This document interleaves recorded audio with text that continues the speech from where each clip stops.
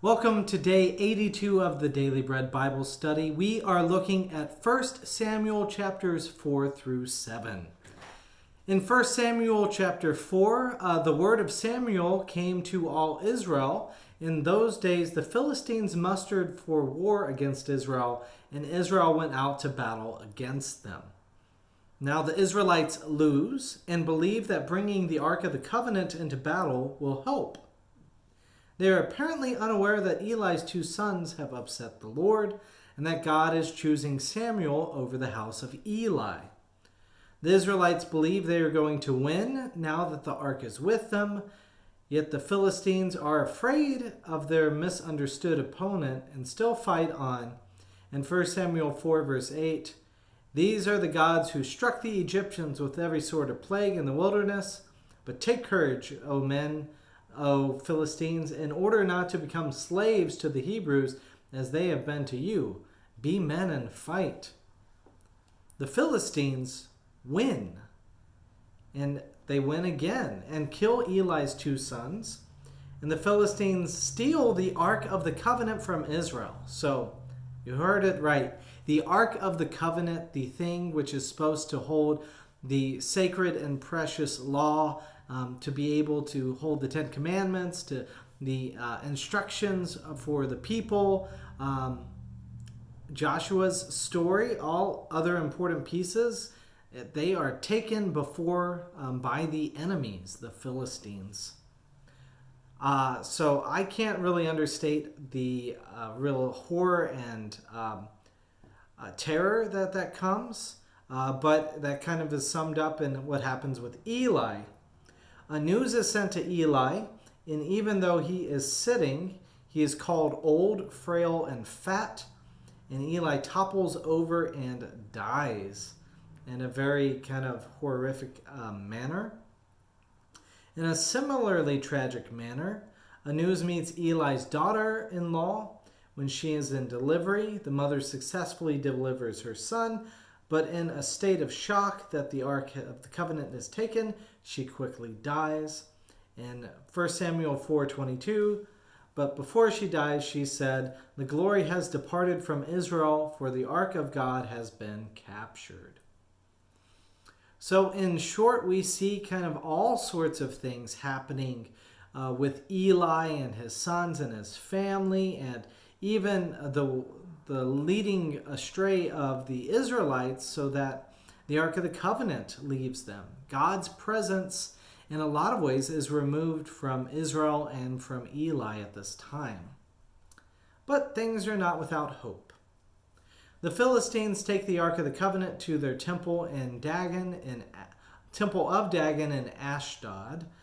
Just a reminder that Samson, who knocked over the temple, the temple was not in Ashdod, but it was in Gaza. So, anyways, the image becomes that the statue of Dagon fell before the Ark of the Covenant, and the Philistines move their idol back into place, and the next day, the statue again has fallen over, and the hands and head have fallen off. So yet again, it's this subtle play saying that even though they may have the Ark captured, the Ark still has power over the false idols. In 1 Samuel 5, verse 6, "The hand of the Lord was heavy upon the people of Ashdod, and he terrified and struck them with tumors, both in Ashdod and its territory." And when the inhabitants of Ashdod saw how things were, they said, "The Ark of the God of Israel must not remain with us, for his hand is heavy on us and on our god Dagon." So they move it to other cities, and the plague follows wherever the ark goes. The Philistines are desperate to do something. So in 1 Samuel 6, "If you sent away the ark of the God of Israel, do not send it empty, but by all means return him a guilt offering. Then you will be healed and will be ransomed. Will not his hand then turn from you?" So the Philistines shipped the Ark of the Covenant away, sending it along with cattle as a way to divine God's direction. The ark, quote, "goes straight, figuratively, not sinning from its path. And the Israelites received the ark back with a set of offerings from the Philistines, one golden mouse and one golden tumor for each of their 5 strong cities. That's kind of strange. But even more strange, we have in 1 Samuel 6:19, the descendants of Jeconiah did not rejoice with the people of Beth Shemesh when they greeted the ark of the Lord, and he killed 70 men of them.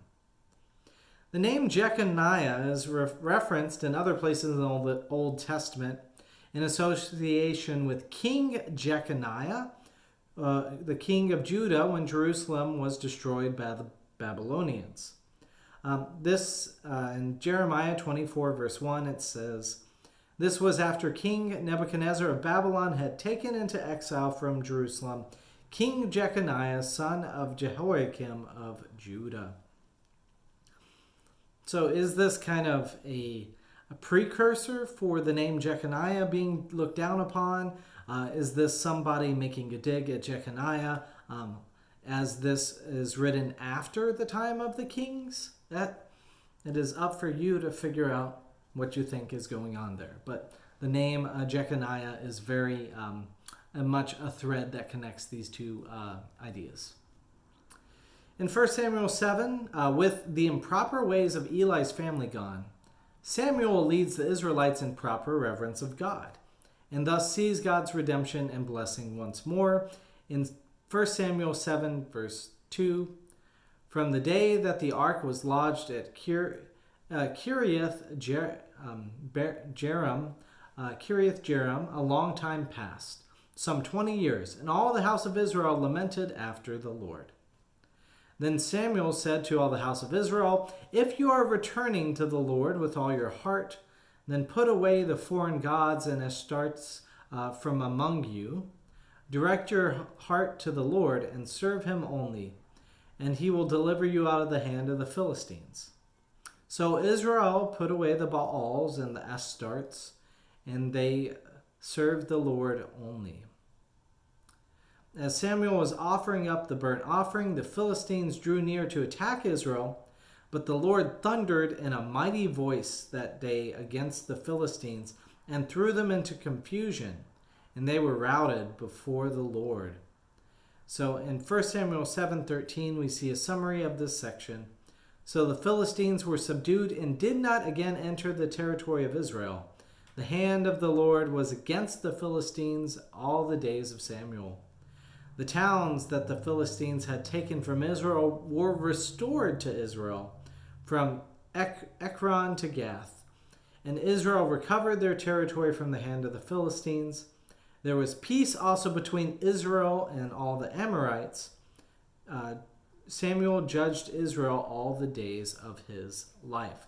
So we see again that idea of Samuel judging Israel, this sense of prophetic message and deliverance of God's at God's hands through God's servants. So similar connections to Judges, but a lot less, I would say, outright just terrible. So anyways, I look forward to getting on with Samuel and getting to look more, coming up at some of the introduction of the leaders, the kings, that will be coming up here coming up in just a few more times.